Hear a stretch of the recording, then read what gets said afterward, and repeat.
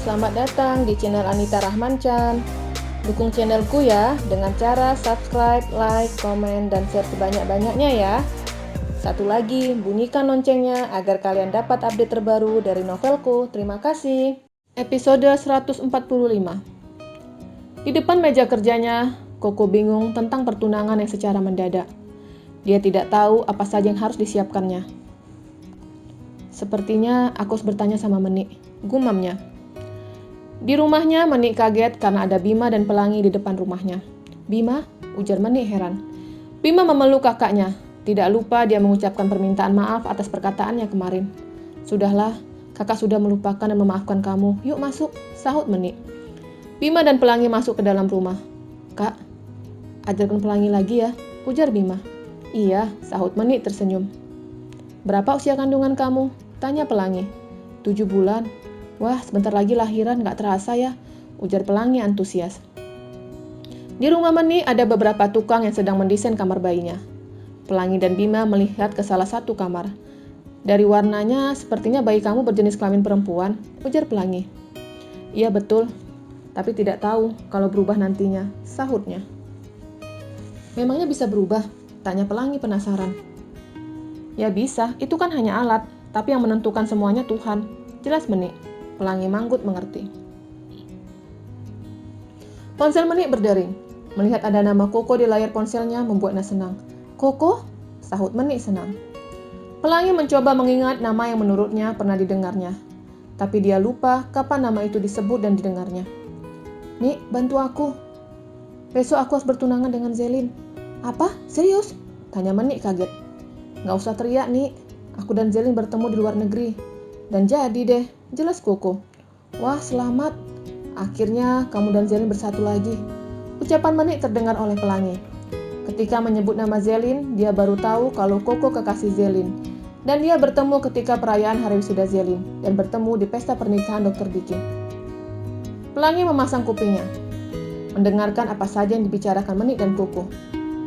Aku diminta Tuan Ziko untuk melamar Zelin besok, tapi aku tidak tahu apa saja yang harus aku persiapkan. Jelas Koko. Wah, kamu sudah dapat restu ya? Kalau bertunangan, yang harus kamu siapkan cincin, orang tua, pakaian, apalagi ya? Sahut Menik dan terdengar oleh Pelangi. Cincin ya? Tapi aku tidak tahu ukuran jari Zelin. Bagaimana dong? Tanya Koko bingung. Ada baiknya kalian pergi ke toko perhiasan.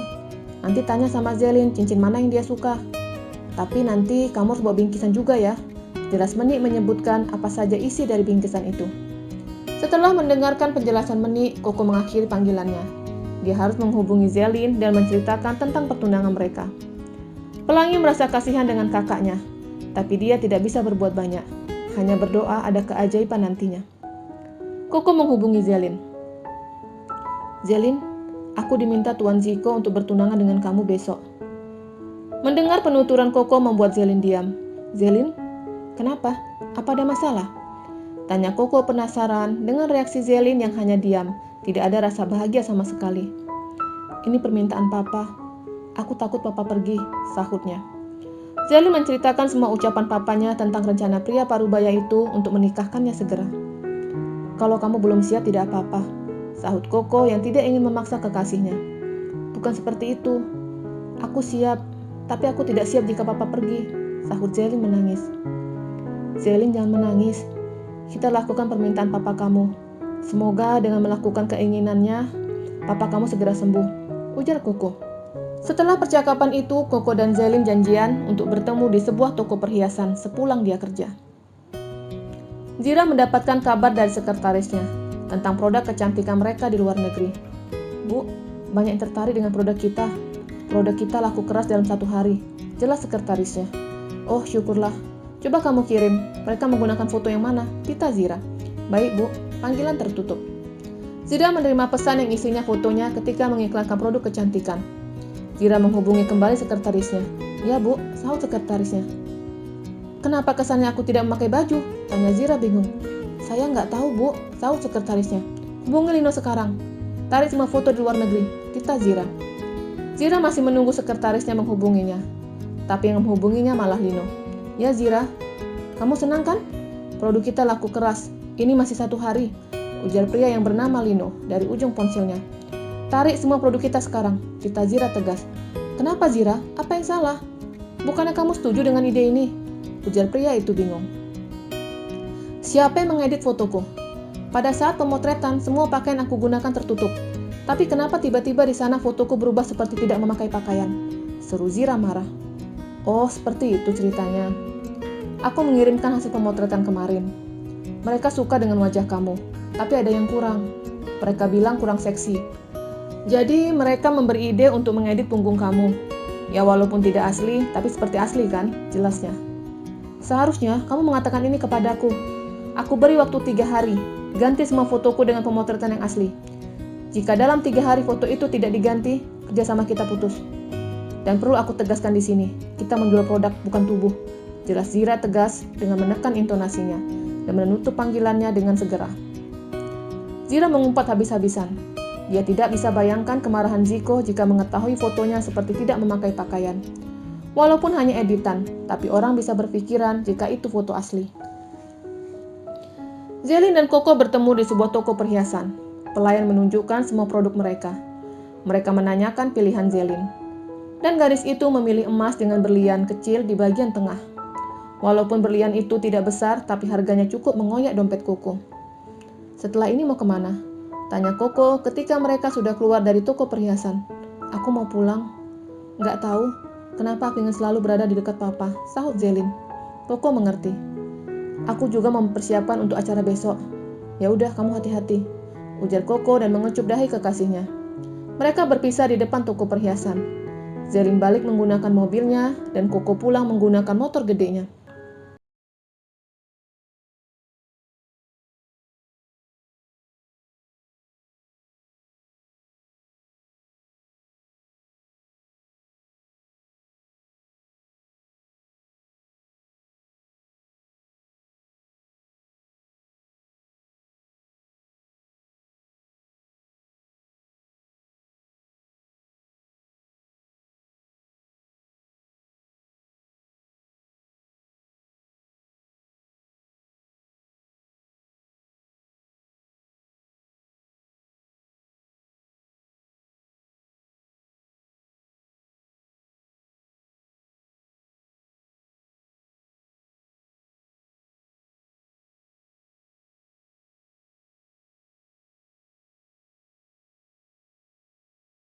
Sahut Bima. Langit tidak tahu di mana mencari Zelin. Pilihannya jatuh ke mansion. Motornya berhenti tepat di depan pagar. Dia memencet bel secara berulang. Seorang pria mengintip dari lubang kecil. Cari siapa? Tanya pria yang bekerja sebagai penjaga. Zelin, sahut Langit. Nona Zelin keluar, sahut si penjaga. Langit tidak percaya. Dia terus memencet bel dan tentunya mengganggu pemilik mansion. Siapa, Pak? Tanya Nyonya Amel. Tidak tahu, Nyonya. Pak Budi bergegas ke pagar dan melihat dari kamera. Dia mengingat pria yang pernah dihajar Zira ketika acara akikah si kembar. Mau apa kamu kesini? Tanya Pak Budi ketus. Saya mau bertemu dengan Zelin, sahut Langit. Nona Zelin sedang keluar, sahut Pak Budi. Pak, tolong Pak, saya mau bertemu dengan Zelin, ujar Langit memelas. Nyonya Amel mendatangi Pak Budi dan melihat wajah Langit yang terus saja memohon agar diizinkan masuk. Biarkan dia masuk, kita Nyonya Amel. Tapi Nyonya, kalau dia melakukan kekerasan bagaimana? Tanya Pak Budi bingung dengan sikap majikannya. Kalian ada banyak di sini. Jika dia melakukan kekerasan di sini, kalian semua tahu harus melakukan apa, ujar Nyonya Amel. Walaupun ragu, Pak Budi tetap mengikuti kemauan majikannya.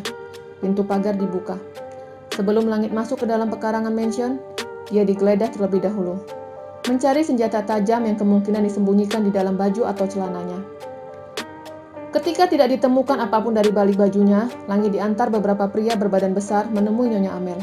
Dan Pak Budi bersiap dengan telepon yang ada di tangannya, jika Langit nantinya melakukan kekerasan. Nyonya Paula duduk di joglo yang ada di pekarangannya. Langit diperintahkan duduk di depan wanita parubaya itu, dan tentunya diapit para penjaga. Mau apa kamu kesini? Tanya Nyonya Amel ketus. Tante, saya mau bertemu dengan Zelin, sahutnya. Kamu tidak diizinkan untuk bertemu dengan Zelin, seru Nyonya Amel marah. Tante, saya sangat mencintai Zelin, ujar Langit. Jika saja kamu berperilaku baik, mungkin saya akan menerima kamu. Tapi yang kamu lakukan salah. Kamu hampir membunuh menantu saya, Zira. Serunya masih marah. Langit berdiri dengan kedua lututnya. Tante, maafkan saya.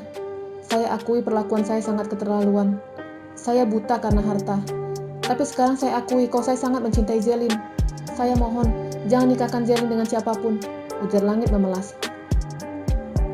Zelin baru tiba, dan mobilnya tidak bisa masuk ke dalam pekarangan mansion karena terhalang oleh sebuah motor. Zelin turun dari mobil dan masuk ke pekarangan mansion dengan berjalan kaki. "Pak, itu motor siapa?" tanya Zelin dengan berteriak. Semua menoleh ke arahnya, termasuk Langit dan Nyonya Amel. Melihat ada sosok Langit di rumahnya membuat Zelin bingung dan takut. Apalagi sekarang ulahnya, gumam Zelin. "Zelin, masuk!" titah mamanya. Tapi Zelin tetap berjalan menuju joglo. "Kamu ngapain kesini?" tanya Zelin. "Zelin?"